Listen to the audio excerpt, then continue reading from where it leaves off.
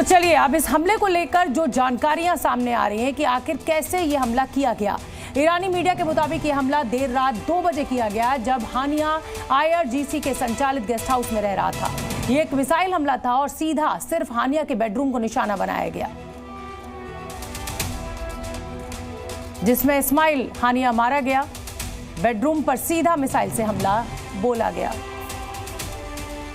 और 24 घंटे में इजराइल के 2 दुश्मन ढेर हो गए। आज सुबह हमास चीफ इस्माइल हानिया मारा गया और कल ही हिजबुल्लाह का टॉप कमांडर फैद शुक्र मारा गया था। फौद शुक्र को भी हिजबुल्लाह का जो कि टॉप कमांडर है उसको मार दिया गया था, क्योंकि इजराइल के ऊपर हिजबुल्लाह अटैक कर रहा है, हमास अटैक कर रहा है। उसको देखते हुए इजराइल ने 2 बड़ी सफलता पाई है, इस्माइल हानिया और फौद शुक्र। 7 अक्टूबर 2023, 31 जुलाई 2024।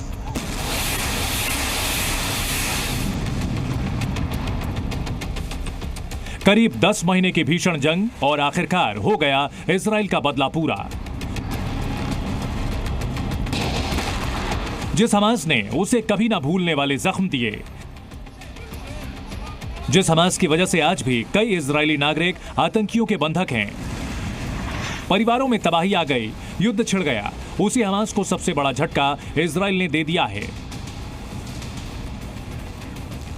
हमास का मुखिया इस्माइल हानिया, यानी वो शख्स जिसने हमास के आतंक की पटकथा लिखी और जो इजराइल के खिलाफ दुश्मनों की फौज इकट्ठा कर रहा था, आखिरकार उसका अंत हो गया।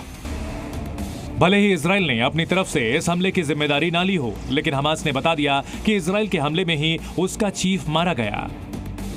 इस्माइल हानिया को जब इजराइल ने मारा तब वो ईरान में था, यानी वो जगह जहां से उसको सपोर्ट मिलता था, हथियार मिलते थे। हानिया वहां ईरान के राष्ट्रपति के शपथ ग्रहण में शामिल होने गया था। यहां वो विक्ट्री का साइन बनाता भी दिखा। इतना ही नहीं, एक दिन पहले ही उसने खामनेई से मुलाकात भी की थी। लेकिन ना ईरान जानता था और ना ही हानिया कि यह मुलाकात उसकी जिंदगी की आखिरी मुलाकात साबित होगी। अब तक मिली जानकारी के मुताबिक अपने आखिरी पलों में हानिया ईरान के तेहरान में अपने घर पर मौजूद था। साथ ही उसके बॉडीगार्ड्स भी थे। इजराइल ने उसी घर को निशाना बनाया, IED अटैक किया, जिसमें हानिया मारा गया। हमला ईरान में हुआ, इसलिए इसकी पुष्टि ईरान ने भी की। हानिया युद्ध के बाद से कतर, तुर्की और ईरान में ही रहता था। यहाँ वो मुस्लिम देशों को एक साथ करने की जद में था और अब ईरान में हुए इस हमले के बाद इसका बड़ा असर होगा। ईरान के अंदर जो मारा जाना, ये वाकई में ईरान के ऊपर, साथ के ऊपर बहुत चोट है और ईरान कुछ डायरेक्ट एक्शन भी लेगा, कोई डायरेक्ट मिसाइल और रॉकेट फायर करेगा इजराइल के ऊपर, ये बात देखनी पड़ेगी। युद्ध तो वाकई में अब फैल सकता है। वजह है ईरान और हमास का गुस्सा। हमास ने इस हमले के बाद इजराइल को धमकी दी है। हमास ने कहा कि इसकी सजा जरूर मिलेगी और इस हमले को कायराना बताया है। इससे पहले अप्रैल में इजरायली हमले में हानिया के 3 बेटे भी मारे जा चुके हैं। बावजूद इसके हानिया ने इजरायली बंधकों को रिहा करने से इनकार कर दिया था। वहीं नेतन्याहू साफ कर चुके थे कि हमास के अंत तक युद्ध जारी रहेगा। ईरान में जाके इनको मारा गया है और इजराइल जो पिछले 7 अक्टूबर से लड़ाई लड़ रहा है हमास के खिलाफ गाजा में, ये मेरे ख्याल से एक बहुत बड़ी विजय है इजराइल के लिए। देखा जाए तो एक सांकेतिक तौर पर भी और फिजिकल तौर पर भी।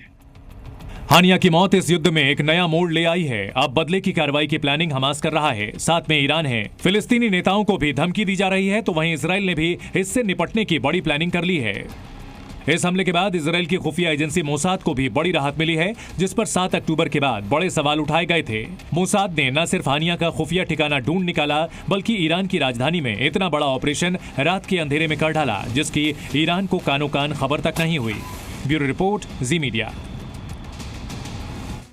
और कहीं ना कहीं ये तो मानना पड़ेगा कि इजराइल चुन चुन कर मारता है। और हम आपको बता दें कि इस्माइल हानिया, हमास चीफ जिसको आज मार गिराया गया है, फौद शुक्र हिजबुल्लाह का टॉप कमांडर, उसको मार गिराया गया। अली हसन सलामे, म्यूनिख हमले का मास्टरमाइंड, उसको भी खत्म कर दिया गया। होसाम मंसूर, हमास का प्लाटून कमांडर, उसकी भी जान ले ली गई। आयमन सोदे, हमास का डिप्टी कमांडर, उसको भी मार गिराया। मोहम्मद निमा, हिजबुल कमांडर।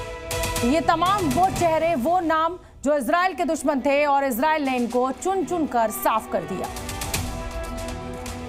और चलिए अब आपको बताते हैं कि कौन था इस्माइल हानिया और क्यों इसके मारे जाने के बाद युद्ध भड़कने की आशंका है। कभी खामनेई तो कभी इजराइल को सीधी धमकी। हमले में मारा गया हमास चीफ हानिया वो शख्स था जो इस आतंकी संगठन की रीढ़ की हड्डी था, जिसकी पहुंच कई देशों के प्रमुख तक थी। हानिया के दम पर ही हमास इजराइल से पिछले 10 महीने से लड़ाई लड़ रहा था और डटा हुआ था। ईरान से संपर्क साधकर हानिया अपने लिए हथियार जुटाता और युद्ध में इजराइल का सामना करता, लेकिन अब उसके खात्मे से मानो हमास का अस्तित्व ही खतरे में आ गया है।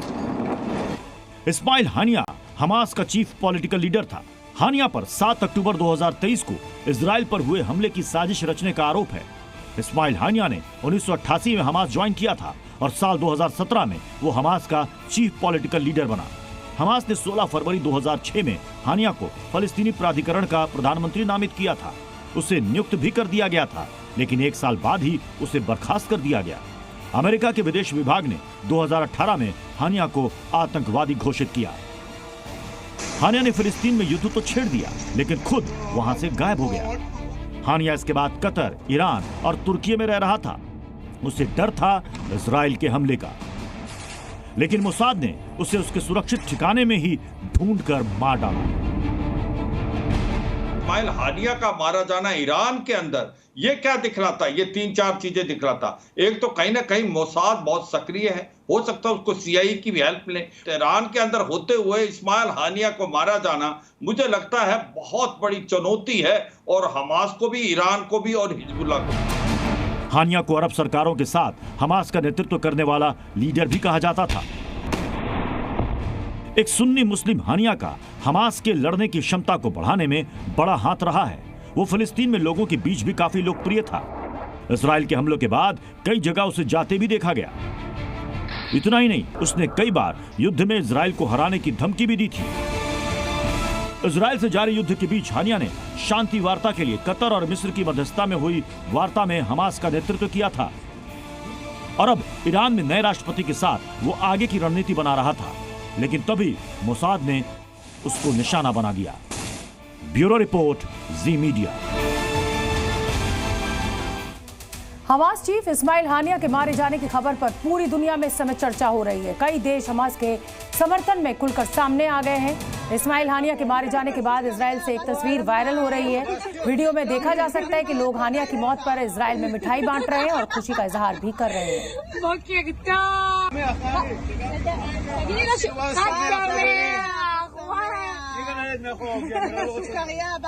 जिस तरीके से इजराइल के नागरिकों को हमास ने बंधक बनाया, कुछ नागरिकों को मार दिया और एक युद्ध छेड़ दिया इजराइल के खिलाफ, और उसके बाद इजराइल ने भी कसम खाई कि अब हमास को खत्म करके मानेगा। और आज हानिया का मारा जाना कहीं ना कहीं इजराइल के लिए एक बहुत बड़ी उपलब्धि है। जी न्यूज़।